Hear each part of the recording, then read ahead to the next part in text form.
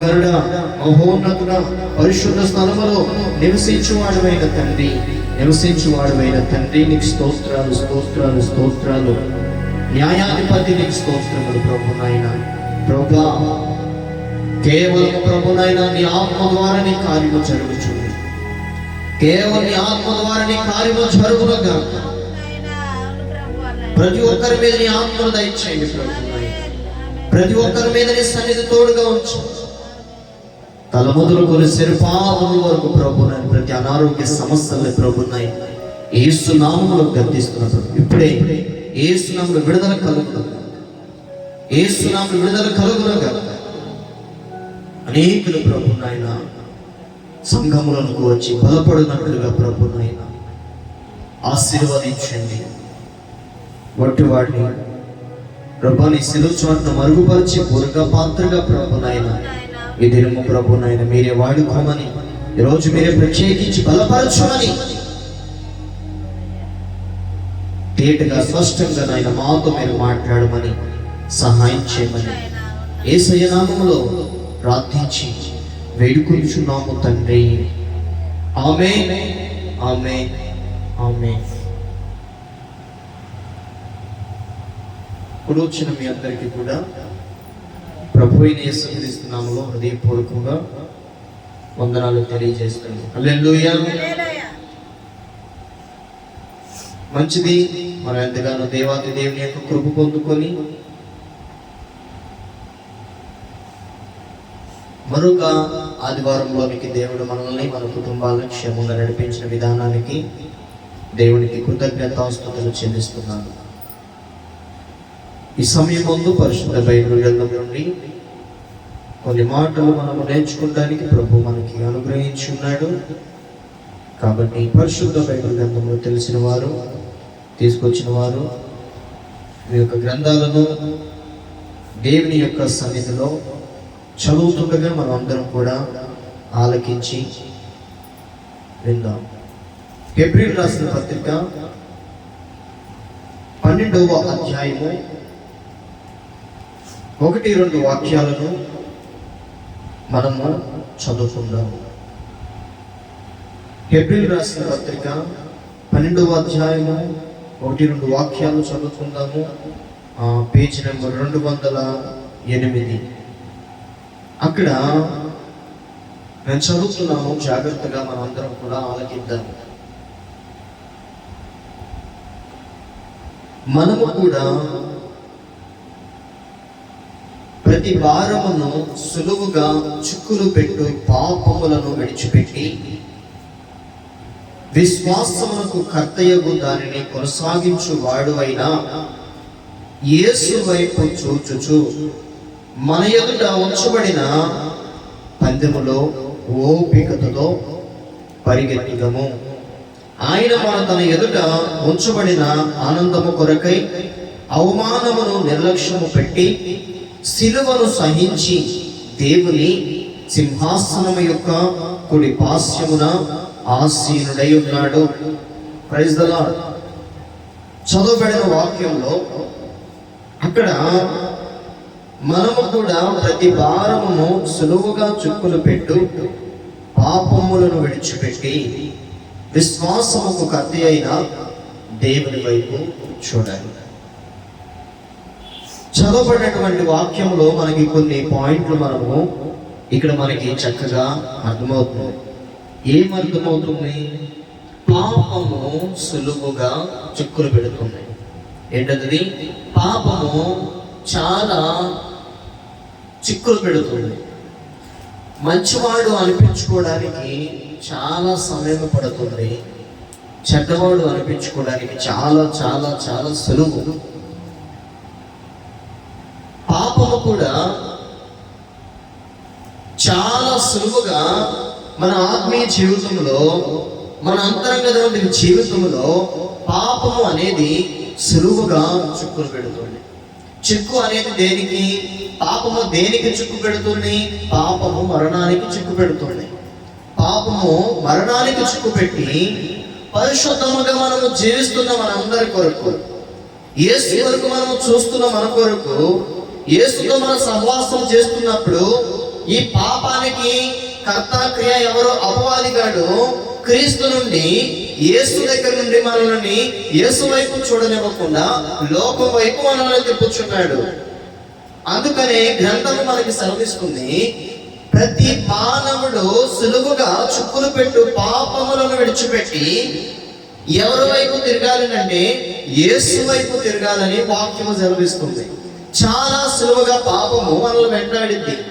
అది అబద్ధమే కావచ్చు, ఇంకేదైనా కావచ్చు, ఇంకేదైనా చూడకూడదు ఏదైనా కావచ్చు, కానీ అది ఎట్లాగా మానవుని వెంబడిస్తుందండి? సులువుగా వెంబడిస్తూ ఉంది. అందుకని మానవుడు నిత్య రాజ్యానికి చేరలేకపోవడానికి కారణం ఏంటి? పాపము. ఏంటిది? త్రాగుడు, సిగరెట్, ఇంకా ఏదైనా సరే దేవుని యొక్క సన్నిధికి రాలేకపోవడానికి కారణం ఏంటయ్యా అని అడిగితే మానవుడు ఏదో ఒక తప్పిదం, ఏదో ఒక అలవాటుకి బానిసయ్యాడు. దేనికి బానిసయ్యాడు? అపవాదికి బానిసయ్యాడు. అందుకని అందరూ కూడా సులువుగా చిక్కులు పెట్టే పాపాన్ని విడిచిపెట్టారు. విడిచిపెడితే ఏంటి మనకు ఉపయోగం ఏంటి? యేసు ఏం చెప్తున్నాడు? ఆయన వైపు మనము తిరగాలి. Praise the lord. ఆయన వైపు మనము తిరిగి విశ్వాసానికి కర్త అయిన కొనసాగించు వాడి వైపు మనము తిరగాలి. హల్లెలూయా. విశ్వాసము కర్త ఎవరని అంటే దేవాది దేవుడు. ఆయన విశ్వాసము అంత ఎంత కాదు. దేవుని విశ్వాసము చాలా గొప్పది. మన విశ్వాసము కంటే దేవుని విశ్వాసము చాలా గొప్పది. అందుకని మనము పోరాడుతుంది దేనితో? ఈరోజు మనము బలహీనతతో పోరాడుతున్నాము. ఈరోజు మనము పాపముతో పోరాడినట్లుగా ఆర్థిక ఇబ్బందులతో మనము పోరాడుతున్నాము, ఆర్థిక సమస్యలతో మనము పోరాడుతున్నాము, ఆర్థిక దరిద్రతో మనము పోరాడుతున్నాము. కాబట్టి వాటి దేవుడు హెచ్చరిస్తాడు, ఓపికతో ఉండయ్యా. Praise the lord. మీరు పోరాడుతున్న దేనితో? శ్రమల ద్వారా.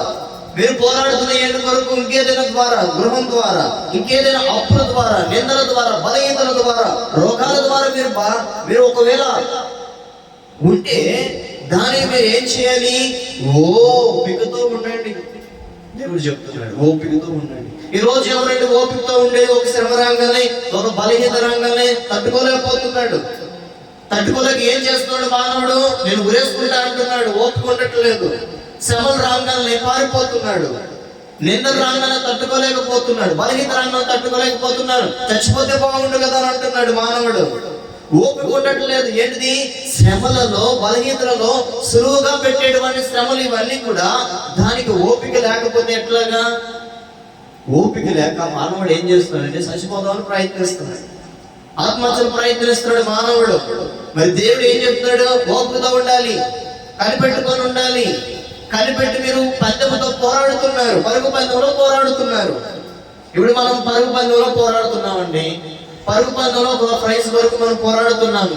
ఒక తండ్రి ఉన్నాడు. ఒక తండ్రికి ఒక కుమారుడు. ఆ కుమారుడు ఏం చేశాడంటే, అరే నాయన నువ్వు ఇంటికాడు ఉండు అని చెప్పాడు. అది యుద్ధాలు జరిగేటువంటి సందర్భం. ఇరువురు రాష్ట్రాలకి, ఇరువురు దేశాలకి యుద్ధాలు జరుగుతూ ఉంటాయి. ఒకప్పుడు స్వతంత్రం వచ్చిన యుద్ధాల ద్వారానే. స్వతంత్రము మనం సంపాదించుకుంది బ్రిటిష్ వాళ్ళ నుండి. బ్రిటిష్ ప్రభుత్వం నుండి మనము ఎన్నో ఉప్పు సత్యాగ్రహం గాంధీ గారు ఎన్నో చేసి మనకి వారి మీద తిరుగుబాటు చేసి వారి దగ్గర నుండి మన దేశము మనమే పరిపాలించుకోవాలని చెప్పేసి మనం చరిత్రలో మనం చదువుకుంటాం. దేని ద్వారా? యుద్ధాల ద్వారా. ఇప్పుడు చాలా మంది ఉన్నారండి. అల్లూరి సీతారామరాజు గారు అడవిలో తిరిగి వారందరినీ కూడా మట్టి పెట్టి చనిపేశారు. అల్లూరి సీతారామరాజు ఇంకెవరైనా కానీ. అయితే ఆ తండ్రికి కుమారుడు ఉంటే, ఆ కుమారుడు తండ్రి ఎక్కడికి వెళ్తున్నాడు? యుద్ధానికి వెళ్తున్నాడు తండ్రి. ఆ యుద్ధానికి వెళ్తున్నప్పుడు ఆ యుద్ధానికి సంబంధించిన నాయకుడు ఈ తండ్రి మీద ఒక నిబంధన పెట్టుకున్నాడు. ఒరే నాయన, నువ్వు చక్కగానే నువ్వు వెళ్తేనేరా మన యుద్ధం మనం జరిగేది, ఈ యుద్ధం నువ్వు వెళ్తేనేరా మరి యుద్ధం జరిగించేది, నువ్వు లేకపోతే ఈ యుద్ధం నువ్వు ఓడిపోతావు. కాబట్టి యుద్ధములో అన్ని యుద్ధ నైపుణ్యములు కలిగిన వాడివి నీవే అని చెప్పేసి అతన్ని ఎంకరేజ్ చేస్తున్నాడు నాయకుడు. యుద్ధానికి నాయకుడు ఉంటాడు, ఇలా జరిగించాలి, ఇలాగ పెట్టాలి, అక్కడ అటాక్ చేయాలి, ఎట్లాగా మన దుష్టుడు అపవాదిగా వస్తున్నాడు అని ముందుగానే ఒక స్కెచ్ తీసుకుంటారు అన్నమాట. అయితే ఈ తండ్రి కుమారుడికి చెప్పి కుమారుడికి జాగ్రత్తలు చెప్పి కొంతకాలానికి యుద్ధానికి వెళ్ళి మరలా తిరిగి వచ్చాడు. యుద్ధానికి వెళ్ళి తిరిగి వచ్చిన సందర్భంలో నాన్నగారు యుద్ధానికి వెళ్ళాడు కదా, యుద్ధంలో కొన్ని 100 మందిని చంపాడు కదా, యుద్ధాన్ని మనకు గెలుచుకున్నాడు కదా, అయితే నేను కూడా మా నాన్నతో పాటు యుద్ధానికి వెళ్తాను అని అనుకున్నాడు. Praise the lord. తండ్రి యుద్ధం చేస్తున్నప్పుడు కుమారుడికి జాగ్రత్తలు చెప్పి వెళ్ళాడు. కుమారుడు తిరిగి వచ్చేటప్పుడు, నాన్నగారు మరి నేను కూడా మీతో నేను యుద్ధానికి వస్తానంటే ఇది జరగని పని, ఇది యుద్ధం, ఎవరు ఉంటారో ఎవరు చనిపోతారో తెలియదు కాబట్టి, అయినా నువ్వు ఒకే ఒక కుమారుడు కాబట్టి నేను యుద్ధానికి నేను తీసుకెళ్ళడానికి నేను అంగీకరించను. Praise the lord. యుద్ధానికి తీసుకెళ్ళి నేను నిన్ను చంపుకోలేను, యుద్ధానికి తీసుకెళ్ళి నేను నిన్ను పోగొట్టుకోలేను, కాబట్టి నువ్వు ఇంటి పక్కనే ఉండాలి, ఇంటిలోనే ఉంటానంటే, లేదు నాన్న నేను నీతో పాటు ఒక్కసారైనా యుద్ధానికి వస్తాను అని చెప్పి నాతో పాటు వెళ్ళాడు. దేవుని బిడ్డలారా, యుద్ధాలు జరుగుతూ ఉన్నాయి, ఇరుపక్షాల యుద్ధాలు జరుగుతూ ఉన్నాయి, అటో ప్రాంతం ఇటో ప్రాంతం యుద్ధం జరుగుతూ ఉంది. ఆ యుద్ధం జరుగుతూ ఉన్నప్పుడు యుద్ధంలో ఎవరు ఉంటారో ఎవరు చనిపోతారో తెలియదు. అయితే గుణపరంగా ఒక సైనికుడు ఆ యుద్ధం జరుగుతున్నప్పుడు ఆ యుద్ధంలో గాయపడి కింద పడి చచ్చిపోయాడు. కింద పడి చచ్చిపోయినప్పుడు ఈ తండ్రి ఎవరైతే కింద పడతారో ఎవరైతే చనిపోతారో వెళ్ళి లేపి కూర్చోబెట్టడం అలవాటు, ఒక పక్కన కూర్చోబెట్టడం. కుమారుడు ఉన్నాడు కదా, ఏదో ఒక యుద్ధంలో ఉన్నాడు, కుమారుడు ఎక్కడో చోట ఉన్నాడు అని అనుకుంటున్నాడు. కానీ యుద్ధము జరుగుతూ ఉన్న సందర్భంలో వారిలో ఒక సైనికుడు కింద పడి చచ్చిపోతే ఈ యొక్క తండ్రి గారు ఆ యొక్క వ్యక్తిని పైకి లేపి కూర్చోబెడితే ఆ చచ్చిపోయినటువంటి వ్యక్తి ఎవరో కాదు, ఈ కుమారుడు వాళ్ళ అబ్బాయి. Praise the lord. వాళ్ళ అబ్బాయి. ఇప్పుడు ఎవరో సైనికుడు చనిపోతాడని చెప్పేసి వెళ్ళి లేపే సందర్భంలో లేచి కూర్చోబెట్టి తీరా చూస్తే కుమారుడే ఆ యుద్ధంలో చనిపోయాడు. ఎంత బాధ! నేను వద్దు అని అన్నాను కానీ వచ్చాడు, కానీ ఇప్పుడు ఈ యుద్ధములో నేను చెయ్యాలా, మరి ఇక్కడే నేను ఆగిపోవాలని అనుకుంటున్నాడు. Praise the lord. ఇప్పుడు ఆ యొక్క డెడ్ బాడీని చూసి, ఆ యొక్క పరిస్థితిని చూసి తండ్రి గారు ఎంతో చలించిపోయి, తండ్రి గారు ఎంతగానో కృంగిపోయి ఏం చేస్తున్నాడు, ఇప్పుడు ఆ కుమారుడు అతనన్నా ఆగాలా లేదా నా కుమారుని ఇంటికన్నా తీసుకెళ్లాలా? ఒకవేళ ఆ కుమారుని ఇంటికన్నా తీసుకెళ్తే శత్రు సమూహము ఇతరులను వెంటాడిద్ది. కుమారుని చూసి ఆగిపోయేటట్టుగా ఉన్నాడంటే ఈ నాయకుడు కుమారుని కనుక చూసి అక్కడే ఆగిపోయి ఉంటే ఇతరులను కూడా చంపేసే సిచ్యువేషన్ ఉంది. కాబట్టి ఆ యొక్క పడిపోయినటువంటి కుమారుని పైకి లేక కూర్చోబెట్టి ముద్దు పెట్టుకొని ఇప్పుడు యుద్ధం ఆపాలా, ఈ బాడీని ఇంటికి మోసుకెళ్ళాలా అంటే నా మీద ఒక నాయకుడు నా మీద ఒక భారాన్ని ఉంచాడు. Praise the lord. నా మీద ఒక నాయకుడు నా మీద ఒక భారాన్ని ఉంచాడు. నేను నా దేశాన్ని కాపాడడానికి నా మీద ఒక నాయకుడు నేనే యుద్ధం చేయగలనని నా మీద ఉంచాను. నేను ఒక ప్రాణాల కోసం చూసుకుంటే మిగిలిన బోర్డుని ప్రాణాలు అక్కడ పోతాయి, కాబట్టి కుమారుని ముద్దు పెట్టుకొని కుమారుని యొక్క బాడీని అక్కడే వదిలేసి ముందుకు సాగిపోతున్నాడు. యుద్ధం అలాగా చేస్తున్నాడు. హల్లెలూయా. యుద్ధం అలాగా కొనసాగిస్తున్నప్పుడు యుద్ధాన్ని గెలిచారు, కానీ కుమారుని కోల్పోయాడు. ఈరోజు కుమారుడు మరణాన్ని చూసి తండ్రి ఆగిపోలేదు. కుమారుని యొక్క యుద్ధాన్ని చూసి తను కూడా నాకు ఇంక యుద్ధం సంబంధం లేదని ఆగిపోకుండా ఏదైతే తన మీద తన యొక్క అధికారి ఏదైతే ఒక నిర్ణయం తీసుకున్నాడో, నిర్ణయాన్ని పెట్టుకున్నాడో, ఒక ఆలోచన పెట్టుకున్నాడో, ఆ ఆలోచనకు తగ్గట్టుగా ఆ కుమారుని వైపు చూడకుండా యుద్ధాన్ని కొనసాగించాడు ఆ తండ్రి. ఆ యుద్ధంలో పాల్పంచుకుని ముందుకు సాగిపోతున్నాడు. ఇక్కడ శ్రమలు కూడా అలాంటివి. శ్రమలు కొన్ని సందర్భంలో మనకి ముందుకు అడుగేయకుండా మన పరిస్థితులు మనకి వెనకకు అడిగేసేటట్టుగా చేస్తాయి. కొన్ని ఆ సందర్భంలో మనకి ముందుకు అడిగేద్దామన్నా కూడా ఈ శ్రమల మూలంగా మనం ముందుకు వెళ్ళలేకపోతున్నాం. ఏది అడిగేసినా కూడా మనకి శూన్యమే జరుగుతూ ఉంది. అట్లాంటప్పుడు మనం ఏం చేయాలి? గ్రంథం ఏం చెప్తుంది? దేవునికి స్తోత్రం, హల్లెలూయా. మీరు ఓపికతో ఏం చేయాలి? యేసు వైపు చూడాలి. యా తండ్రి, ఇప్పుడు కుమారుడు చచ్చిపోతే ఇప్పుడు నువ్వు కుమారుడికి చూస్తావంటే నేను యుద్ధం వైపు, నన్ను నియమించిన అధికారి వైపు నేను చూస్తాను. ఆయన ఎవరో కాదు, నజరేయుడైన యేసు క్రీస్తు ప్రభువు వారి వైపు చూస్తే ప్రతి సమస్యను నీకు సులువుగా చేస్తాడు, ప్రతి భారాన్ని నీకు సులువుగా చేస్తాడు, ప్రతి సమయాన్ని నీకు సలాం కొట్టేదాన్ని చేస్తాడు, ప్రతి వేదనని నీకు దరిద్రాపులకు రానికుండా ఈ వారం అంతా దేవుడు మనల్ని కాపాడుతాడు. అందుకని ఓపికతో నువ్వు కనిపెట్టుకొని ఉండాలి. రోజు మానవుడికి ఓపిక కావాలి.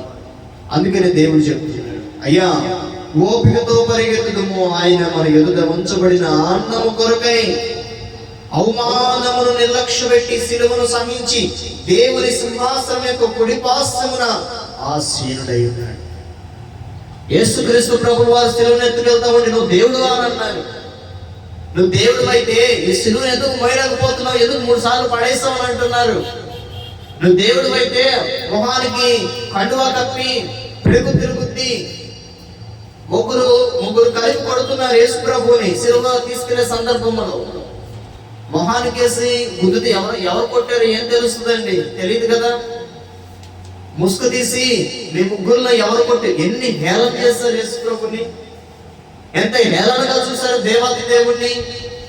ముసుగేసి కొట్టి ఎవరు కొట్టారో చెప్పు, నువ్వు దేవుడివే కదా అని అన్నారు.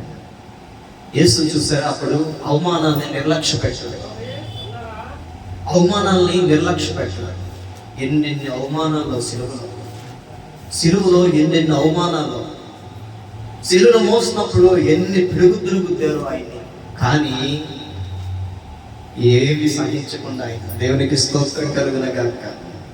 అవమానాలు ఎదురవుతా ఉంటే మన జీవితంలో కూడా కొన్ని నిర్లక్ష్య పెట్టవసరం, వాటి వైపు తిరగవసరం, వాటిని మనము చూసి భయపడనవసరం. అవమానాలు దేవుడు నిందలుగా మారుస్తాడు. హల్లెలూయా. ఈరోజు ప్రతి అవమానములు, ఏ కుటుంబంలో అయితే అవమానము జరుగుతుందో, ఏ సంఘంలో అయితే అవమానము జరుగుతుందో, ఏ వీధిలో అయితే బిడ్డలకు అవమానము జరుగుతుందో అదే వీధిలో వారు ఘనతను పోతున్నాడు దేవుడు. Praise the lord. అదే ప్రాంతంలో దేవుడు ఘనతని పోతున్నాడు, నిందలని ఘనతగా మార్చే దేవుడు. అందుకని ఆయన నిందలని చూడకుండా ప్రభువా మీరు క్షమించు అని అన్నాడు. Praise the lord. ప్రభువా మీరు క్షమించిన ఆయన అని అన్నాడు. ముసుగేసి కొడితే ఎవరికి తెలుస్తుంది? ఆయన సహించకుండా అలాగ వెళ్ళిపోతుంటే ఆయన సింహాసనసీనుడై కుడి పార్శ్వమున ఆయన ఆసీనుడై ఉన్నాడు. నిందలు సహించల, అవమానాలు సహించల, కానీ ఆయనకి గ్రంథ ఎక్కడొచ్చిందో తెలుసా? ఎంత ఘోరంగా తిడుతున్నా, ఎంత నీచంగా ఆయన్ని భయాందోళన చేస్తున్నా కూడా ఆయన ఏమాత్రం నిర్లక్ష్యం చేయాలి ఈ దెబ్బలకి, కొరడా దెబ్బలకి. ఎందుకనంటే ఆయన సింహాసనము పరలోకంలో ఉంది. Praise the lord.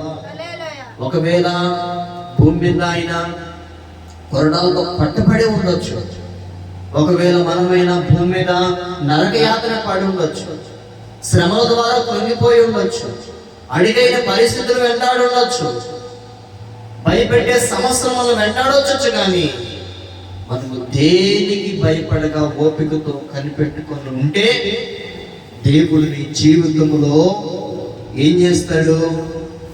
నీకు సంతోషాన్ని కలుగు చేస్తాడు. Praise the lord. అందుకని దేవాది దేవుడు ఆనందము కొరకై అవమానము నిర్లక్ష్య పెట్టి సిలువను సహించి దేవుని సింహాసనం యొక్క కుడి పార్శ్వమున ఆయన ఉన్నాడు. మీరు అలసటగా పడకయో మీ ప్రాణములు విసుకైపు ఉండినట్లు పాపాత్మల కొరకు వ్యతిరేకముగా చేసిన శిరస్కారమందు ఓర్చుకొనిన ఆయనను తలంచుకొనుడి. మీరు పాపములు పారాడుతూ రక్తము కాలుని దాన్ని ఎదిరింపలేరు, మరియు నా కుమార ప్రభువు చే శిక్షను తునీకరించకుము. దేవునికి స్తోత్రం. Praise the lord. దేవాది దేవుడు మన ప్రాణములు ఎప్పుడు కూడా విసుగక అలసట పడక ఉంటే దేవాది దేవుడు ఏం చేస్తాడంటే వాటన్నిటిని ఓర్చుకుని ఎడల ఆయనను తలంచుకొనుడి. ఓపిక, అలసట యేసు వైపు చూస్తున్నప్పుడు మనము తలంచుకుంటూ ఉండాలి. యేసు ఓపికతో ఉన్నాడు, ఓపిక కలిగి ఉన్నాడు. సిలువ ఆ గలిలయ ప్రాంతం అంతా, ఆ యొక్క గొల్గొతా కొండంతా కూడా ఆయన ఎలా ఉన్నాడంటే ఓపికతో ఉన్నాడు. కొంచెం కూడా ఆయనకి శత్రువు నా మీద దాడి చేశాడు, శత్రువు నన్ను భయపెట్టాడు అని వారిని శపితముగా ఇంకేదైనా కూడా చేద్దామన్న ఒక ఆలోచన లేకుండా ఆయన విసుగక, అలసట లేకుండా ప్రతి భారాన్ని, ఏంటిది సిలువ భారాన్ని ఆయన సిలువుగా మోయగలిగాడు. మన ప్రతి భారాన్ని దేవాతి దేవుడు ఆయన సిలువలో ఆల్రెడీ మోసేశాడు. ఆల్రెడీ సిలువలో మన పాపములో అంతా కూడా ఆయన సిలువలో మోసేశాడు. కాబట్టి ఆయన రక్తము కారునంతగా ఇంకా దానిని ఎదిరింపలేడు. మరియు నా కుమారుడు ప్రభు యొక్క శిక్షను తునీకరింపకము. దేవుని బిడ్డలారా, చదవబడినటువంటి ఆ వాక్యంలో దేవుడు ఓపిక కలిగి ఏ కుటుంబాలైతే కలిగి ఉంటాయో, ఏ కుటుంబం అయితే ఉంటుందో దేవుడు ఖచ్చితంగా దేవుడు ఆస్వాదిస్తాడు. తర్వాత లూకాసు వార్త 9:62 వాక్యాన్ని మనము ధ్యానించుకున్నట్లయితే, తర్వాత లూకాసు వార్త 9:62 వాక్యాన్ని మనము ధ్యానించుకున్నట్లయితే, దేవుని బిడ్డలారా, ఇప్పటి వరకు మనము ఓపిక ఉండాలని దేవుడు మనతో మాట్లాడుతున్నాడు. రెండవదిగా మనము ఏదైతే మనము ఒక చెయ్యి ఒక నాగటి మీద పెట్టి ముందుకు సాగడము తప్ప వెనుకకు తిరిగితే మరి లోకములో మనల్ని యేసుక్రీస్తుకి మనము పాత్రులము కాలేము. Praise the lord. నాగటి మీద చెయ్యి వేసి వెనుకకు తట్టు చూచువాడు నాకు పాత్రుడు కాడు. దీనికి అర్థము, యేసుని మనం వెంబడిస్తున్నాం, సంఘాన్ని మనం వెంబడిస్తున్నాం, సంఘంలో ఉండేటువంటి దైవజనులను మనం వెంబడిస్తున్నప్పుడు వెనుకకు తట్టు తిరగాల్సిన అవసరం ఒకవేళ వస్తే యేసుకు పాత్రుడు కాడు. Praise the lord. యేసుకు పాత్రుడు అవ్వాలంటే మనము క్రీస్తు మీద ఉండాలి, క్రీస్తుని వాక్యములో మనం ఉండాలి.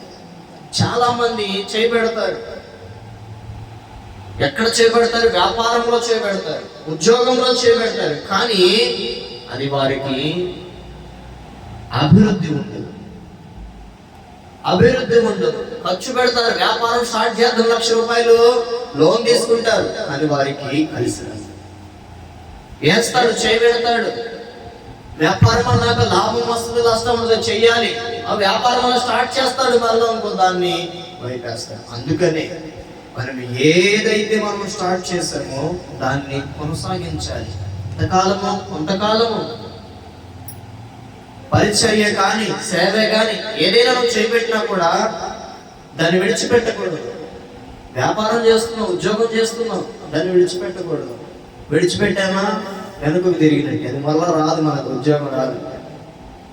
ఇప్పుడు పోయిన ఉద్యోగం నేను రానండి, నాకు మంచి ఉద్యోగం దొరికిందని అనుకుని వెళ్తారు. అక్కడ కొన్ని పరిస్థితులు అనుకూలంగా ఉండకపోతే, నీ మీద నిందలేస్తే, నీ మీద అబద్ధాలు చెప్తే, దీనికన్నా ఫస్ట్ చేసిందే బెటర్ రా బాబు, ఫస్ట్ చేసిందే బెటర్ రా నాకు ఉద్యోగం, అయ్యో ఎవడో మాటలే నేను ఫస్ట్ చేసుకున్న ఉద్యోగం అనవసరంగా మాట్లాడానే, మానేసానే, కాబట్టి దానికి వెళ్తానని ఫోన్ కొడతారు. లేదమ్మా ఆల్రెడీ మేము పెట్టేసుకున్నాం మంచిది అని అంటారు. ఆల్రెడీ మేము మనిషిని పెట్టేసుకున్నాం. మరి మొదట చేస్తున్నటువంటి వ్యాపారం ఎందుకని నువ్వు చేయలేకుండా పక్కకు వెళ్ళావు? సేవ కూడా అలాగే. కష్టాలు, నష్టాలు, బలహీనతలు, అప్పులు, బాధలు అన్నీ వస్తాయి. ప్రతి మానవుడికి సమాధానం చెప్పాల్సిన అవసరం లేదు. ఎందుకంటే మనకి దేవుడికి మాత్రమే తెలియాలి. Praise the lord. నీ అప్పులు, నీ రుణ బాధ, నీ ఆర్థిక సమస్యలు పరాయుడికి తెలియని అవసరం లేదు. ఎవరికి తెలియాలి? దేవుడు. తీర్చేది మానవుడా దేవుడా? తీర్చివేసేది దేవుడు ఇక్కడే. నీ ప్రతి భారాన్ని మోయగలిగింది మానవుడు కాదు, యేసుక్రీస్తు ప్రభువు వారు. నీ సమస్యల నుండి విడుదల కలిగించేది మానవుడు కాదు, యేసుక్రీస్తు ప్రభువు వారు. అది అనుకుంటే దేవుడు నేటి వరకు 2026 సంవత్సరాలు దేవుడు మనల్ని ఎంతగానో కాపాడుతున్నాడండి. అక్కడే ఆశ్చర్యం ఎంతగానో దేవుడు ఏ పరిస్థితిలో ఉన్నా మనల్ని దేవుడు ఎంతగానో సంఘాన్ని కాపాడుతున్నాడు. సంఘంలో ప్రతి కార్యక్రమంలో దేవాతి దేవుడు అభివృద్ధికరంగా దేవుడు కనికరిస్తున్నాడు. దేవాతి దేవుడు ఇంత గొప్ప మేలు చేస్తున్నాడు దేవుడు. నేటికి కూడా ఎన్నెన్నో అద్భుతాలు, ఎన్నో ఆశ్చర్య కార్యాలు దేవుడు కొన్ని జీవితంలో అనేక అద్భుతాలు దేవుడు చేస్తున్నాడు. Praise the lord. సంఘము లేక మనకు సంఘములో మనకి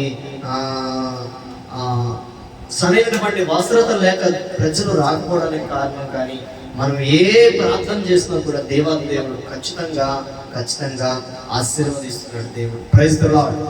ఏ ఇంటికి వెళ్ళినా కూడా వారు గృహంలో దేవుడు ఎన్నో అద్భుతాలు కార్యాలు దేవుడు చేస్తున్నాడు.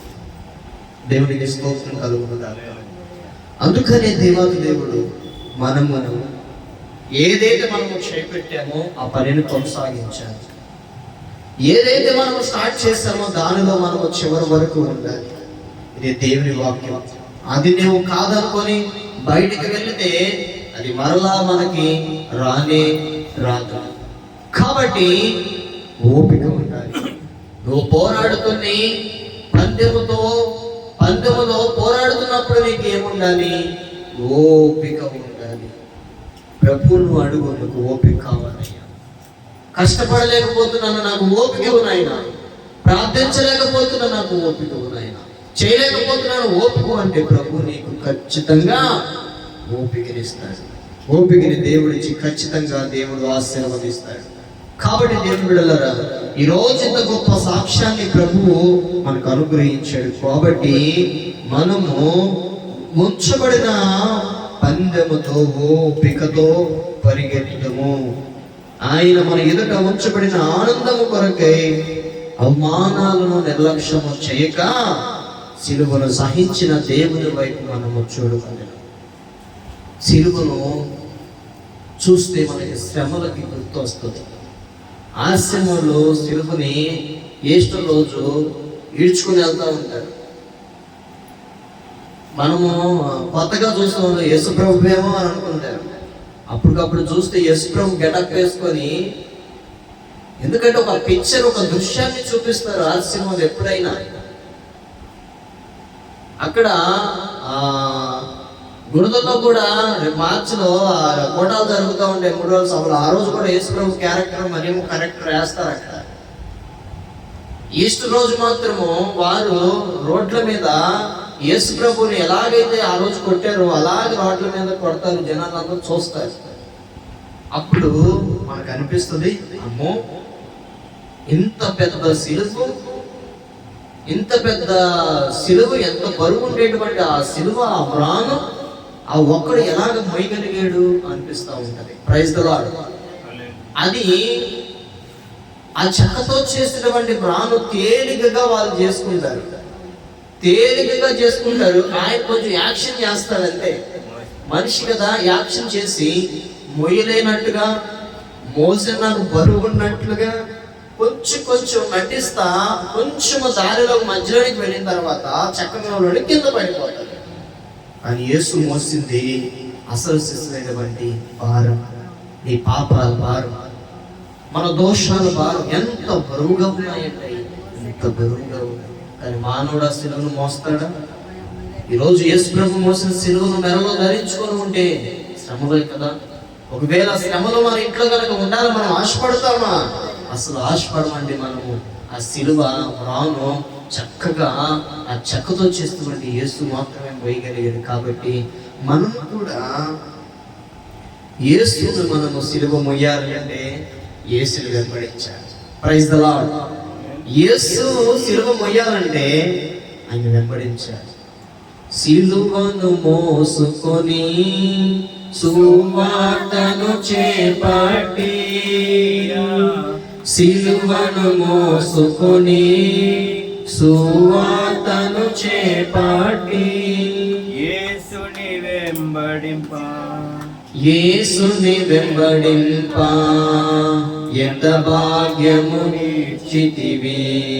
యేసుని వెంబడింప ఎంత భాగ్యము నేర్చితివి. స్తోత్రం చెల్లించుము, స్తుతి స్తోత్రం చెల్లించుము. యేసునాథుని మేలును తలచి, యేసునాథుని మేలును తలచి స్తోత్రం చెల్లించుము, స్తుతి స్తోత్రం చెల్లించుము. దేవుని బిడ్డలారా, ఈ రోజున సిలువను వెంబడించాలంటే వాక్యము, సువార్త అంటే వాక్యము. వాక్యాన్ని వెంబడించేవారు. వాక్యాన్ని వెంబడిస్తున్నావు అంటే అర్థం ఏంటి? సిలువను మోస్తున్నావు అని అర్థమే. వాక్యాన్ని దేవునికి లోబడుతున్నావంటే నీ మెడలో ఇప్పుడు ఏముంది? ఆల్రెడీ సిలువ ఉంది నీ మెడలో, ఆల్రెడీ ఉన్నాయి మన గృహాల్లో. ఇంకా మనం భారం మోయాలంటే ఎట్లాగండి? అసలు మొయ్యలేమండి, ఓపిక ఉండదండి. ఇంకా బాబోయ్ అసలు ఓపిక ఉండదు. ఆల్రెడీ వాక్యం చదివిస్తున్న, ఆల్రెడీ వాక్యం ఉన్న ప్రతి కుటుంబాలు నన్ను వెంబడిస్తున్నాయి సిలువను మోసుకొని. ఆల్రెడీ ప్రతి కుటుంబం నన్ను వెంబడిస్తూ ఉంది ఆల్రెడీ. కాబట్టి సువార్తను వెంబడించి క్రీస్తును మనకు విజయం పొందాలంటే రోజు మూలవాక్యం ఓపికతో ఉండును గాక. ప్రతి సంవత్సరం నీకు ఓపిక ఉండాలి. ప్రతి కష్టములో, ప్రతి నష్టంలో నీకు ఓపిక కలిగితే దేవుడు నిన్ను ఆశీర్వదిస్తాడు, దేవుడు నిన్ను అభివృద్ధి పరుస్తాడు. ఆ ఓపిక కనుక లేకపోతే నువ్వు యేసుక్రీస్తుకి పాత్రుడివి కాదు. కాబట్టి ఈరోజు మనందరికి ఏం కావాలి? ఓపిక కావాలి. Praise the lord. మనందరికి ఓపిక కలిగి ఉంటే దేవుడు ఆశీర్వదిస్తాడు. పరుగు పందెంలో ఉన్నాం మనం ఇప్పుడు. ఈ పరుగు పందెంలో కొంతమందిని సహాయం అయిపోకపోవచ్చు, కొంతమంది చేసేవాళ్ళు, కొంతమంది నువ్వు పరిగెడతామంటే కర్రలు ఇసరే వాళ్ళు ఉంటారు, నిన్ను పైకి లేపే వాళ్ళు ఉంటారు. ఒకవేళ నువ్వు పైకి వచ్చిన బ్రతక ఓర్చుకోలేని వారు ఉంటారు, ఓర్చుకునే వాళ్ళు ఉంటారు. పోరాడుతుంది పరుగు పందెంలో. ఆ పరుగు పందెము క్రీస్తు వైపు చూస్తే పరుగు పందెంలో నీవే గెలుస్తావు. Praise the lord. పరుగు పందెం నువ్వే గెలుస్తావు. కానీ కుమారుడు చావు చూస్తున్న అతను కానీ ఆ పరుగు పందాన్ని ఆపకుండా కుమారుని ముద్దు పెట్టుకుని అక్కడే పడేసి యుద్ధాన్ని గెలిచాడు. దీనికి ఏంటి మూల ఆన్సర్ ఏంటి? కుమారుడు చనిపోయినా పర్వాలేదు, నేను నష్టపోయినా పర్వాలేదు, నా దేశాన్ని నేను కాపాడాలని. ఒక్క ప్రాణం కొరకు చూసుకుని 100 ప్రాణాలు పోగొట్టిన వాడిని అవుతాను, కాబట్టి నా కుమారుడు చనిపోయాడు అని వదిలేసి కొన్ని 100 ప్రాణాలు ఒక తండ్రి కాపాడు. ఇది రియల్ స్టోరీ. కాబట్టి ఆ కుమారుని యుద్ధానికి రావద్దన్నాడు, కానీ ఆ యుద్ధానికి తీసుకొచ్చి కుమారుడు బలైపోయినా కూడా దేశాన్ని, ప్రాంతాన్ని, కొన్ని ఆత్మల్ని ఆయన రక్షించాడు. Praise the lord. ఒకవేళ ఆ కుమారుని చూసి యుద్ధం నేను చేయదని ఒకవేళ మనస్సు మార్చుకోనుకుంటే శత్రువులు ఆ బిడ్డల్ని వాళ్ళందరినీ కూడా హతమార్చేవారు. ఈరోజు ఆ స్టోరీ మనం చదువుకునే వారమే కాదు. అందుకనే తండ్రి ఆ కుమారుడు మనకు ఆలోచించలేదు, వెళ్ళిపోయి యుద్ధం కొనసాగించాడు, శత్రువులందరినీ హతమార్చాడు, యుద్ధాన్ని గెలిచాడు. కాబట్టి నీవు కూడా అపజయాలు, అపనిందలు, అవమానాలన్నిటినీ కూడా నువ్వు ఏం చేయాలి? వాటి వైపు చూడకూడదు, వాటి వైపు మనసు ఉంచుకోకూడదు. ఇది దేవుడు మనకి నేర్పిస్తున్నటువంటి పాఠాలు. అక్కడ ఉంటది, కానీ నువ్వు దాని వైపు చూడకూడదు. అక్కడ శ్రమ వస్తుంది, బలహీనం వస్తుంది, కానీ నీవు దాని వైపు చూడకుండా నీ ప్రయాణం నువ్వు చేయాలి. నీ దారిలో నువ్వు వెళ్ళిపోవాలి. అన్నీ ఉంటారు, చెప్తారు, చేద్దామని అంటారు. కాదు, నేను దేవుని మనిషినమ్మా, నేను దేవుని బిడ్డని, నేను దేవుడి బిడ్డని. కాబట్టి నేను దేవునితోనే సహవాసం కలిగి దేవునితోనే నేను ఉంటానని ఒక తీర్మానం చేసుకుంటే దేవుడు మనల్ని ఆశీర్వదిస్తాడు. Praise the lord. హల్లెలూయా. ఓపిక కలిగి ఉందాం, నిరీక్షణ కలిగి ఉందాము. దేవుడు మనల్ని ఆశీర్వదిస్తాడు. మనతో దేవుడు మాట్లాడుతున్న మరి మాటలు మనం ఈ రోజు హృదయంలో దాచుకుందాము గాక. హల్లెలూయా. ప్రతిదీ కూడా దేవుడు మనకి, సంఘానికి ఓపిక ఎలాగైతే ఇరుగు పొరుగు వారికి ఓపిక, బిడ్డలందరికీ ఓపిక దేవుడు ఇచ్చిలాగున తలలు ముంచి చిన్న ప్రాంతం చేసుకుందాము. దేవుడు సంఘాన్ని నీకు ఓపిక ఉందా? మాటలలో, చూపులలో, ప్రవర్తనలలో, వ్యాపారంలో, ఉద్యోగంలో ఓపిక ఉండాలి. నువ్వు పోరాడుతున్న పరుగు పందెములను గుర్తు పెట్టుకో. నీ పరుగులను ఆపమాక, దేవుని విడిచిపెట్టమాట. దేవుడితో పోరాడుతున్నావు, దేవుడితో పరుగు పందెం పెట్టుకున్నావు, నీవు ఆగిపోమాట. శ్రమలు వస్తున్నాయి, ఆగిపోమాట. బలహీనతలు వస్తున్నాయి, ఆగిపోమాట. నిందలు వస్తున్నాయి, ఆగిపోమాట. క్రీస్తు వైపు చూడు. యేసుతో నడుద్దాం, క్రీస్తుతో నడుద్దాం, యేసయ్య బాటలో నడుద్దాం, వాక్యములో నడుద్దాం, సంఘంలో నడుద్దాం. క్రీస్తు మీద బండ మీద కట్టబడిన సంఘముగా నడుద్దాం. సులువుగా చిక్కులు పెట్టు ప్రతి పాపముల నుండి విడిచిపెట్టి విశ్వాసముకు కర్త అయిన మన యేసయ్య వైపు చూద్దాం. ఈ రాత్రి మనం యేసయ్య వైపు చూద్దాం. యేసయ్యా, నాకు ఓపిక ఇవ్వయ్యా, నాకు నిరీక్షణ ఇవ్వయ్యా, నీవు నాకు కావాలి తండ్రి అని ప్రార్థిద్దాం. స్తోత్రం, స్తోత్రం, స్తోత్రం. ప్రభువానికి స్తోత్రం నాయన. యేసయ్యను నాకు కావాలి ప్రభు నాయన. నాకు ఓపిక పట్టి ప్రభు నాయన. నిందలలో, బలహీనతలలో నాయన నేను వాడి వైపు చూడగల ప్రభు. నా యేసు ఉన్నాడు, నాకు విజయం ఇస్తాడు. నా దేవుడు ఉన్నాడు, నన్ను విడుదల కలుగు చేస్తాడు. ఇంతకాలము మనము బాధపడుతున్నాం వాస్తవానికి, కానీ నీ దేవుడు నిన్ను చూడట్లేదా? నీ దేవుడిని పక్షాన లేడా? నీ దేవుని ప్రార్థన వినట్లేదా? ఇదిగో నీవు చేసిన ప్రతి ప్రార్థన దేవుడు వినపడుతుంది. ఇదిగో నీవు చేసిన ప్రతి ప్రార్థన దేవుడు వినపడుతుంది. ప్రతి తల్లి, ప్రతి తండ్రి ఈరోజు నీకు ఏదైతే ఓపిక, ఏ విషయం అయితే నీకు ఓపిక లేదు, నా దేవుడు నీకు ఓపిక. అదే విధముగా సహనాన్ని, ఓపికని, పరిచయాన్ని దేవాది దేవుడు ఇచ్చునుగాక. మహోన్నతుడా నీకు స్తోత్రాలు. జీవము కలిగిన తండ్రి నీకు స్తుతి, స్తుతి, స్తుతి, స్తుతి, స్తోత్రములు ప్రభువా. ప్రతి బిడ్డని బ్లెస్ చేయండి రాత్రి ప్రభు నాయన. ప్రతి బిడ్డను బ్లెస్ చేయండి రాత్రి ప్రభు నాయన. చెడ్డ బిడ్డలు ఉన్నారు ప్రభు నాయన, పెద్దవారు ఉన్నారు, రాలేకపోయిన వారు ఉన్నారు. బ్లెస్ చేయండి ప్రభు నాయన. తండ్రి నీకు స్తోత్రములు, వేల కొలది స్తోత్రములు ప్రభువా. ఇప్పుడే ప్రతి ఒక్కరిని ప్రభు నాయన లేవనెత్తు నాయన. ప్రతి ఒక్కరిని లేవనెత్తు ప్రభు నాయన. ప్రతి అవమానాన్ని, ప్రతి నిందలని యేసు నామములో ఆనందముగా మార్చమని ఆజ్ఞాపిస్తున్నాం ప్రభు నాయన. యేసు నామములో ప్రభు దుఃఖాన్ని సంతోషముగా మార్చు, వేదనని ప్రభు నాయన ఆనందకరముగా మార్చు. ఆనందకరమైన దేశములో ప్రభు నాయన సంతోషముతో నింపమని సహాయం చేయమని ప్రార్థన చేస్తున్నాను ప్రభు నాయన. ప్రతి సమస్య యేసుతో విజయం, ప్రతి నింద యేసుతో ఘనత అందరికీ ప్రభు నాయన. ఈరోజు వాక్యం విని బలపడుతున్నా ప్రతి ఒక్కరికి ప్రభు నాయన మీరు దీవించున్నాను తండ్రి. తమ ఏడుల నీవు నిర్ణయించినటువంటి కార్యాలు ఈ నూతన సంవత్సరములో వారికి ప్రభు వాగ్దానం ఇచ్చావు. ఈ సంవత్సరము ఆ వాగ్దానాన్ని వారి జీవితంలో నెరవేర్చమని ప్రార్థిస్తున్నాను ప్రభు. మీరు మాత్రము మహిమ, ఘనత, ప్రభావములు పొందుకోమని యేసయ్య నామములో ప్రార్థించి వేడుకుంటున్నాము తండ్రి. ఆమేన్, ఆమేన్, ఆమేన్. పాడతారా? పాట పాడుకొని ప్రభు నామాన్ని మనం ముగించుకుందాము. చివరి ప్రార్థన కూడా చేస్తాను. ఒక పాట పాడుకొని ప్రభువుని స్తుతించుకుందాం.